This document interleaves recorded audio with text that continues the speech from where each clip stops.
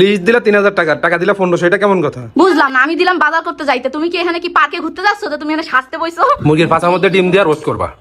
আর বাবাইটা চলে এসেছে, আমার বাবাইটা হাঁটা শিখে গেছে মাশাআল্লাহ। তোমাদের এত সুন্দর সারপ্রাইজ দিল তোকে, থ্যাংক ইউ। আমরা প্ল্যান করছিলাম কালকে একভাবে, কিন্তু প্ল্যান পুরোই নষ্ট হয়ে গেছে, অন্যভাবে হয়ে গেছে। এটা বলতে কি তোমার লজ্জা লাগতাছে? এটা আমার শ্বশুরের লাগা, শাশুড়ির লাগা। আমাদের জাম রেডি, এখন আমরা খেতে বসে পড়বো। হ্যালো গাইস, আসসালামু আলাইকুম। কি অবস্থা তোমাদের সবার, কেমন আছো? কি ভাবছো দিলরুবা আপু কি মানে হারিয়ে গেছে? না, একদম হারায় নাই।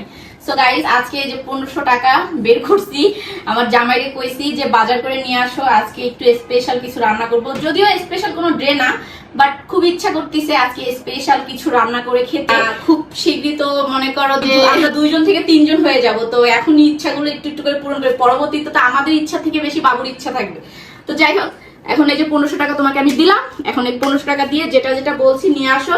আর আজকে কি স্পেশাল আইটেম করতেছি সাথে থাকো, তাহলেই জানতে পারবা। লিস্ট দিলা 3000 টাকা, টাকা দিলা 1500, এটা কেমন কথা? 3000 টাকা লিস্ট দেই না, আমি যেটা আনতে বলছি খালি সেটাই আনবা, তাহলে 1500 টাকা হয়ে যাবে। ওইটাই তো 3000 টাকা লাগবে। তাও এখানে বেঁচে যাবে টাকা, তোমার গাড়ি ভাড়া আছে এখানে। ভাই এটারে বলে মেয়ে মানুষ, ঠিক আছে? 3000 টাকার লিস্ট দিয়ে 1500 টাকা ধরায় দিছে। হিসাব করতে হবে, ঠিক আছে, বাকিগুলো আমি আমার থেকে দিয়ে দেবনি, যাও। হ্যাঁ দিবা না তা কি আব্বা? ওকে, সব আমি দিলে হয় নাকি? তো যাও তাড়াতাড়ি বাজার করে নিয়ে আসো, দেন তারপরে আমরা রান্না করব। Okay. সো গাইস, সাথেই থাকুন, আজকে কি স্পেশাল রান্না করতেছি আপনাদের সাথে সেটা শেয়ার করব। আগে ভাইয়া বাজার করে আনুক। বুঝলাম না, আমি দিলাম বাজার করতে যাইতে, তুমি কি এখানে কি পার্কে ঘুরতে যাচ্ছ তো তুমি এখানে সাজতে বইছো? তাড়াতাড়ি যাও। বাজার অনেক আপুরা আসে না? হ্যাঁ, তো বাজারে আপুরা আসে তো সেটার জন্য, তাই বলে তুমি কি এখন বুঝলাম না আমি। বাজারে গেলে অনেকে সেলফি টেলফি তুলতে আসে না? হ্যাঁ, এটা কোন ধরনের অমায়িক ব্যবহার আমার সাথে? হ্যাঁ, অন্ধকার হয়ে যাচ্ছে, তাড়াতাড়ি যাও, তাড়াতাড়ি আইসো, কিন্তু দেরি করো না। হ্যাঁ কেউ যদি চায়ের অফার করে না খায় তো আসা যায় না? হ্যাঁ, আচ্ছা, চা খাওয়াবো না, সমস্যা নেই। গাইস, এই যে বাজার করে নিয়ে চলে আসছে অলমোস্ট। এই যে এখানে হচ্ছে কি, এটা সোনালী মুরগি। হ্যাঁ, এই হলো সোনালী মুরগি।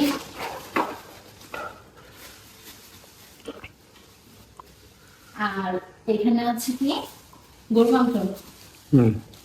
কতটুকু আছে? 1.5 কেজি। 1.5 কেজি গরু মাংস ভালো তো? হ্যাঁ।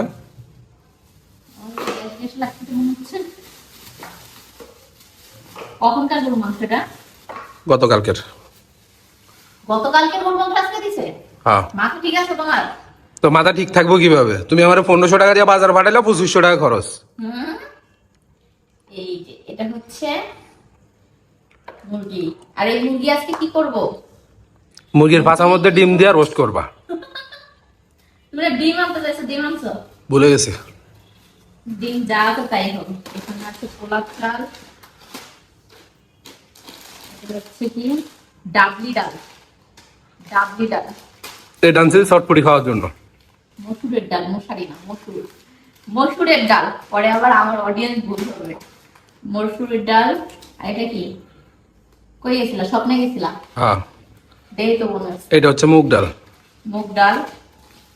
বুঝলাম না, একটা এটাতে পোলাপ চাল, একটা এটাতে আলাদা আলাদা কেন? দুইটা সমান সমান করে দিছে, জানো, মানে একটা তো ওয়েট বেশি না হয় এই জন্য। ব্যালেন্স করে দিতে। হুম। তো এই তো বাজার চলে আসছে, আর এই যে এখানে আছে বেগুন আর লেবু, শসা, টমেটো। এখন আমি রান্নবো, আর কি রান্নবো? গরুর গোশত রান্না করব, তারপরে হচ্ছে মুরগি রোস্ট করব, আর মুরগিটা আজকে আস্ত রোস্ট করব। আমরা 2 জন মানুষ আজকে আস্ত রোস্ট করে তারপরে মুরগি খাবো। মানে কেন জানি না হঠাৎ করে মন চাচ্ছে এগুলো খাইতে। ডেট যত কাছে আসতেছে তত মনের ভিতরে ভয় করতেছে। তো এই জন্য চিন্তা করলাম যে না, এখন একটু ভালো মন্দ খেয়ে নেই, পরবর্তীতে আল্লাহ যদি সুস্থভাবে সহি সালামতে আমাকে আবার ঘরে নিয়ে আসে, তারপরে তো ভালো মন্দ খেতে পারবো। তো ভাবলাম যে আজকে এই আয়োজনটা করি, কেন জানি হঠাৎ করে মনে চাপ ছিল খাইতে। তো এই জন্য ওকে বাজারে পাঠিয়ে এগুলো নিয়ে আসছি। তো এখন আমি রান্না করব, আপনাদের কাছে ভালো লাগলে আজকে আপনাদেরও দাওয়াত আমার বাসায়। গাইস, পেঁয়াজগুলো মাত্র ছিলছি, এখন পর্যন্ত কুটি নাই, পানির মধ্যে ভিজায় রাখছি, তাতেই দেখেন চোখ টলটল করতেছে। শুনছি যে পেঁয়াজের ঝাঁজ যদি চোখের মধ্যে লাগে কি, তার হয় ননন জ্বালায় বা ভাসুর দেওর এগুলো মানে থাকলে জ্বালায়, তার জন্য পেঁয়াজের ঝাঁজটা চোখে লাগে। মা বা মুরব্বীদের কথাবার্তা এগুলো, গ্রামগঞ্জে এগুলো বেশি মানে, কথা বলে এই টাইপের। তো আমার তো ভাই কেউই নাই আগে পরে, আমার হাজবেন্ড একদম, বাবা মার একটাই সন্তান, তো তাহলে আমার চোখ জ্বলে কেন বলেন তো গাইস? এই কুসংস্কারগুলো যে কবে আমাদের দেশ থেকে যাবে আমি আসলে এটাই বুঝে উঠতে পারি না। পেঁয়াজগুলো কেবল শুধু ছিলে রাখছি, তার জন্য আমার চোখ একদম টলটল করতেছিল। এখনো পর্যন্ত কাটি না, কাটতে গেলে তো পুরো চোখের পানি টল বলায় পড়া শুরু করে, এমন অবস্থা হয়ে যায়। বললাম যে যাও বাজারে যাও, বাজার করে নিয়ে আসো। পরে ওকে আমি বাজারের জন্য টাকা দিলাম, দেন ও গেল বাজার করে আনলো। এখন আমি রান্না করব, সবকিছু প্রসেসিং করে ফেলছি, এখন আমি রান্না করতে যাব। তো চলো তোমাদের সাথে শেয়ার করি আজকে আমি কি কি রান্না করতেছি, সবকিছু ডিটেলসে শেয়ার করবো। আশা করি সাথেই থাকবা এবং ফুল ভিডিওটা দেখবা। ভালো লাগলে লাইক কমেন্ট শেয়ার দিতে কেউই ভুলবা না। এই যে আমার বাবাইটা চলে এসেছে, আমার বাবাইটা হাঁটা শিখে গেছে, মাশাআল্লাহ। হাঁটো হাঁটো বাবা, দেখি তিতি করো, তিতি তিতি তিতি। এই যে দেখেন কিভাবে হাইটে যায়। সবাই মাশাআল্লাহ বলবেন আমার বাবাইটার জন্য, আমার বাবাইটা হাঁটা শিখে গেছে। ওই যে দেখেন আমার চুরির র্যাকের কাছে যাচ্ছে। সবার আপনাদের যেমন চুরির র্যাক পছন্দ, আমার এই যে তারও চুরির র্যাক খুব পছন্দ হয়ে গেছে, খালি বারবার ঘুরে ফিরে ওই জায়গায় যায়। বাবাই কই? বাবাইটা বাবাইটা বুড়ো হয়ে গেছে, হাঁটা শিখে গেছে, তাই না? আমার টুনটুনি বাবাই কই? এই যে এদিকে এদিকে দেখো। এই যে হঠাৎ করে আমার বোন আর হচ্ছে গিয়ে বোন জামাই চলে আসছে, এদিকে ভাইয়ের বউ চলে আসছে, সবাই হঠাৎ করে আসছে। আমি অসুস্থ মানুষ বেচারি, যাইতে পারি নাই দেখে সারপ্রাইজ। এই যে আমার বোনের ম্যারেজ ডে আজকে, এই হলো কেক ম্যারেজ ডে। এই কেকটা খুলো তো দেখি। এই যে না 12 বছরের পূর্ণতা। হ্যাঁ সমাজ দেয় এত সুন্দর সারপ্রাইজ দিল তোকে, থ্যাংক ইউ। হঠাৎ করে ওরা চলে আসছে আজকে আমার বাসায়, কত সুন্দর করে চকলেটের একটা বুফে নিয়ে এনে দিছে। ওয়াও, সেই লাগতেছে। গাইস আমি গিয়েছিলাম রান্না করতে, হঠাৎ করে আমার বোন জামাই চলে আসছে, আজকে তাদের ম্যারেজ অ্যানিভার্সারি। তারা হঠাৎ করে বাসায় এসে আমাকেই উল্টো সারপ্রাইজ দিয়ে দিল। আমার বোন ফোন করে বললো যে তুই রান্না বান্না করিস না, আমি সবার জন্য খাবার নিয়ে আসছি। স্যার আমি আমার ভাইয়ের বউকেও ডেকে নিয়েছি, তোদের বাসায় একসাথে আজকে সবাই মিলে খাওয়া দাওয়া করবো। এই কথা শুনে তো আমার রান্না বান্না বন্ধ হয়ে গিয়েছে। আমি যাও একটু স্পেশাল ভাবে রান্না করতে গিয়েছিলাম, আজকে আর আমার রান্না করা হলো না। আমার বোনের জামাইটা আমার বোনকে সারপ্রাইজ দিল, একটা চকলেটের অনেক বিশাল একটা বুফে দিল। দেন এখানে কেকের জন্য প্রসেসিং চলতেছে, এখন কেক কাটা হবে। এখানে আমি সব থেকে বেশি এক্সাইটেড আজকে, কারণ আমি অসুস্থ, এই জন্য আমার বাসায় সবাই চলে এসেছে, আমি যেতে পারবো না বিধায়। আমাকে আমার বোনের জামাই বলেছিল যে একটা সারপ্রাইজ প্ল্যান করেছে আপু, আপনি আসতে পারবেন কিনা। আমি বলছি ভাই আমার শরীরের অবস্থা অনেক খারাপ, এই জন্য তারা সবাই মিলে আমার বাসায় চলে এসেছে, তারা আমাকে সারপ্রাইজ দিয়েছে উল্টো। আমি অনেক বেশি খুশি হয়ে গিয়েছি তাদের এই ব্যবহারে। তো এই তো এখন এরা দুইজন কেক কাটবে। এখানে লাইট গুলোকে অফ করে দিয়েছি, মোমবাতি দিয়ে সুন্দরভাবে কেকটা কাটা হবে। গাইস এই যে টুরু লাভ, এই যে এখানে চলিতেছে ক্যান্ডেল লাইট, হচ্ছে অ্যানিভার্সারি। তো এখানে সুন্দরভাবে তারা কেক খাওয়া খাই করতেছে, কাটাকাটি করতেছে। আমি একটু খাই। Yummy yummy. ভিডিওতে এক এক করে চলে আসো, সব চলে আসো কেক খেতে এক এক করে। ওয়াও, সেই সেই সেই কেকটা মজা আছে রে, অস্থির একটা কেক কাটা হচ্ছে এখানে। আজকে সারপ্রাইজটা আমিও হয়ে গেছি, আজকে সারপ্রাইজ।